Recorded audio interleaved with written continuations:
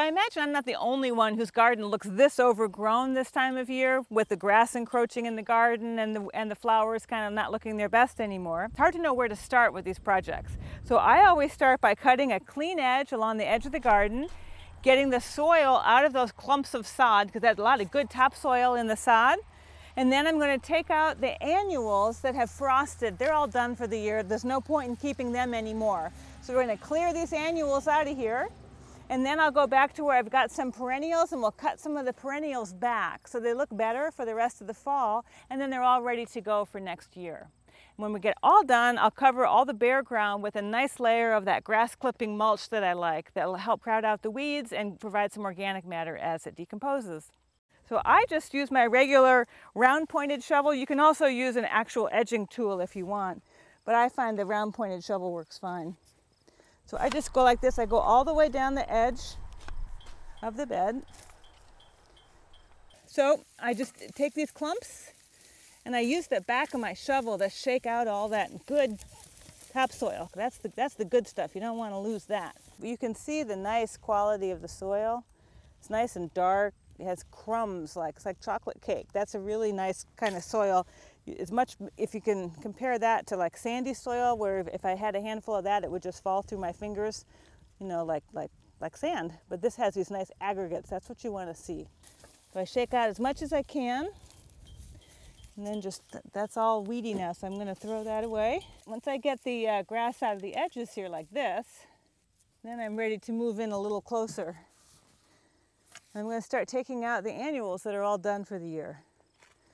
So I'm just going to use my shovel to loosen the roots.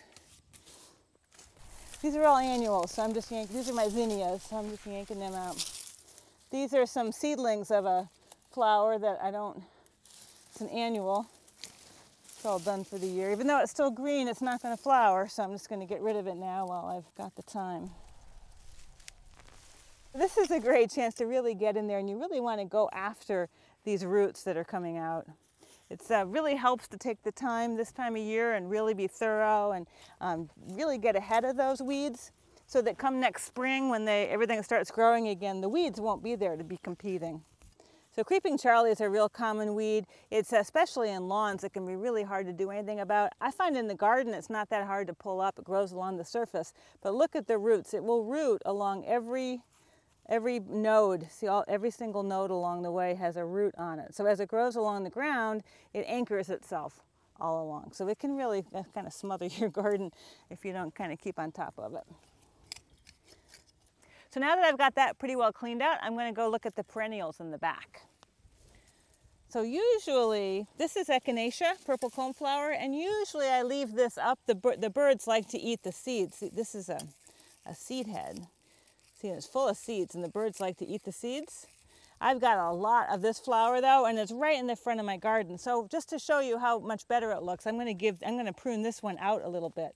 Now perennials die to the ground over the winter, so this plant doesn't care what I do. It's going to die to the ground. It's all about what I like the look of, or what the birds like. So you don't have to worry that you're going to hurt the plant by doing this.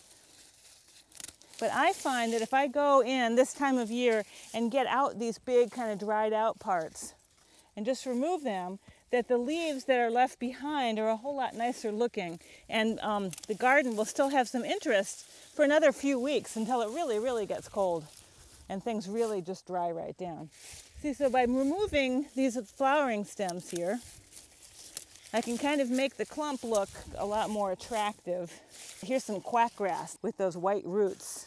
This is really typical of quackgrass. It's a perennial. This is one of the key weeds you want to get out this time of year, the creeping Charlie and the quackgrass. So yank those out. I do not put those in the compost pile because those roots never die. And if I put it in my compost pile, they'll just take over the compost. So now's a good chance I can kind of go around the outside of this. Here's some plantain I can pull out. Just kind of get all the weeds cleaned out from around this plant. There's some volunteers. So I just keep going and clean it out. So this is a really nice catmint. It's a particular kind called Six Hills Giant. It gets about this tall. It was in bloom for a good month this summer, which is unusual for perennials to be in bloom that long. The leaves look great still right here, but here are the old flower heads. I'm going to cut that off just to make the plant look more tidy. And remember, because the plant is going to die to the ground over the winter, it doesn't care what I'm doing right now. This is all about what I think is attractive. What will make my garden look a little nicer until the snow starts to fly. It's very therapeutic doing this kind of weeding and cleaning up. I really enjoy it a lot. You feel like you're really taking care of things. Now this is a annual that volunteered. It's going to die anyway. So I'm going to get that out of the garden. This is an annual. This is an annual. So it helps to know what your plants are. This is a baby echinacea, purple coneflower. So I'm going to leave that for next year, this one here. After you've done this for a while and worked in your garden for a while, you'll start learning which ones are the seedlings of your desirable plants and which ones are weeds. It can be a little daunting at first when you see all the different plants, but it won't take long before you get the hang of it.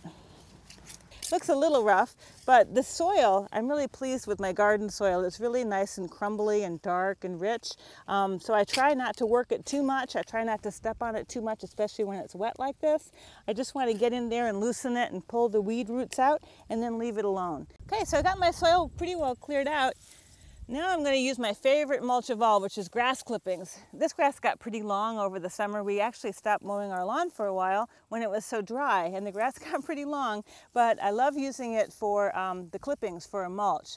So the trick with grass clippings is if they're dry like this, you can put about 2 to 3 inches on. If they were still wet and green, I know you've all seen that when you've mowed your lawn, like the day you mow your lawn, then only put an inch layer down at a time. Too thick of a layer of green grass clippings gets kind of moldy and kind of hot and slimy. You've probably seen it yourself when you've had a pile of grass clippings sit in the sun for a while.